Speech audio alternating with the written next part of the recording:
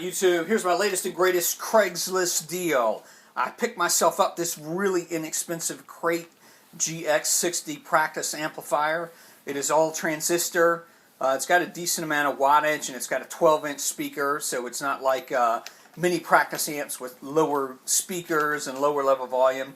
You could actually use this at a gig and maybe not overpower the drummer, but certainly if you mic it up.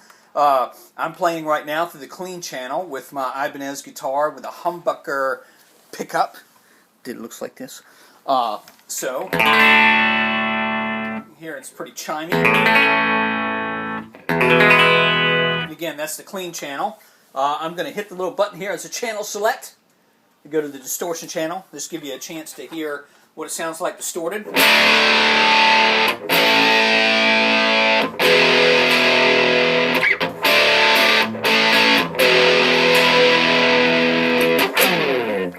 Not too shabby for a little practice amp. So let's talk a little bit about the features of this amp. You can see I switch back and forth between the distortion channel and the clean channel. So there's 3 buttons here on the distortion channel. You've got a gain, a level, and then a thing called a shape. And the shape is kind of like an EQ. As you turn it more clockwise, it takes out the mid-range and makes it very bassy and trebly.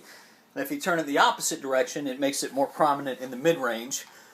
To me, it doesn't really sound good until you turn it probably up to about 7. So I'm gonna give you an example here. I'm gonna turn it all the way over here to, and that'd be about 7 o'clock. It's 0 on the amp. So here's what it sounds like.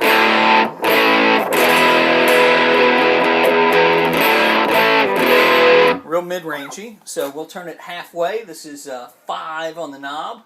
And again, this is the shape that controls the EQ. Listen to the difference. So I kind of cleaned it up a little bit, and then we turn it to about 7 here, which is my favorite setting.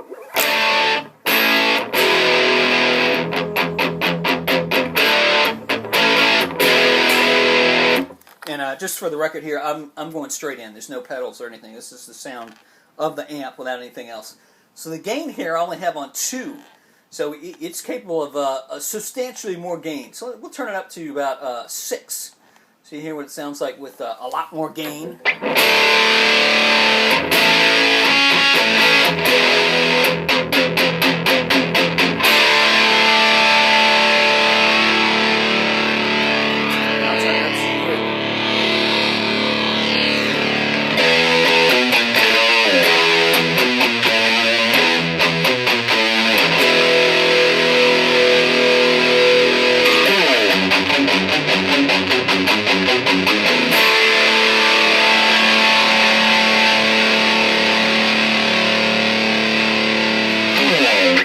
Alright, and you hear it's a little hissy there too. So I'm going to turn it back down to about 2, which is where I actually like it. Okay, so that's the distortion channel, and again, I've got it in the high gain. You've actually got a low gain setting. Here's the difference in the volume. So I'm in the lower one.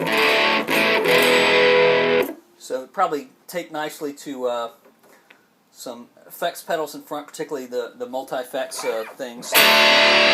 But I always plug it in here. Alright, so I'm hitting the channel select. Going over to the clean channel, let's talk about that for a minute. So your clean channel has a lot more on the EQ side. You've got a volume, you've got a high, which is your treble, your mid-range, and your bass. So you're capable of a lot of different things there. We'll turn the bass all the way up so you can hear that.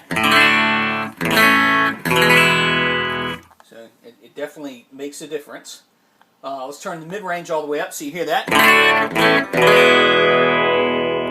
it back down to about 4. And the high I've got now on about 7. You can turn that all the way up. It gets kind of bright. I personally like it around 6. Maybe 7. Okay, so you got a little button here called bright. And what that does is instantly add a lot of treble to it, and it also does it on the distorted channel. So I'm clicking that in. Now it's bright.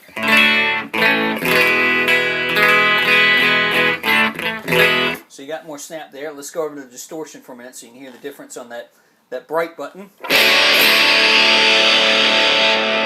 Bright button out, so it's not on. Now I'm plugging it in. I kind of find the bright button harsh, so I never use that. But hey, it's there.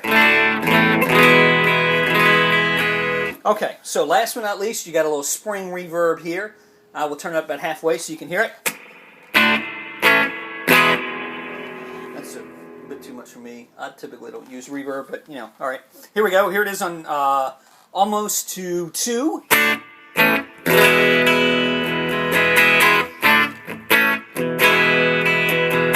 Alright, and then you got a couple buttons here. You got a foot switch. So if you have a foot switch, you could go back and forth between the distortion channel and the clean channel, if you had a foot switch for there. You've got a line out button, so you could go into, I guess, your PA system, whatever. I've never used it, but it does have a line out. And it's got a line in, so you could plug in something like your, like an MP3 player, I guess, or, you know, or you could plug in a line level effects input or something like that. Haven't used that either. This is just mainly for me to knock around in the house here. But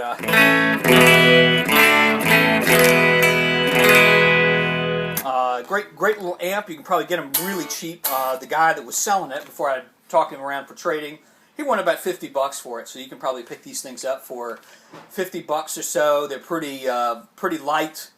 Definitely a lot lighter than my PV Bandit. That's this thing is actually sitting on right now. So it's a great little practice amp. Let's go back to that distortion channel. You hear a little bit of that while I end the video out. But you know, if you want a practice amp for $50 around there, you can probably find one of these around.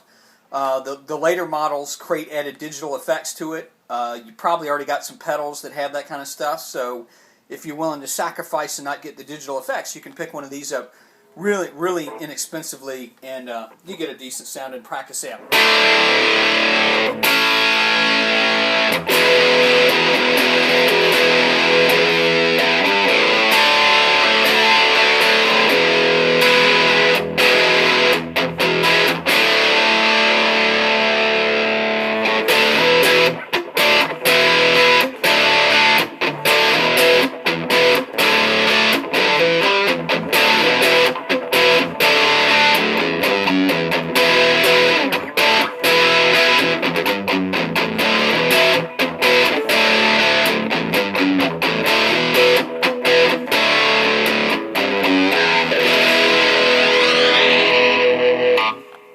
Here we go. I'm clicking to the neck humbucker pickup.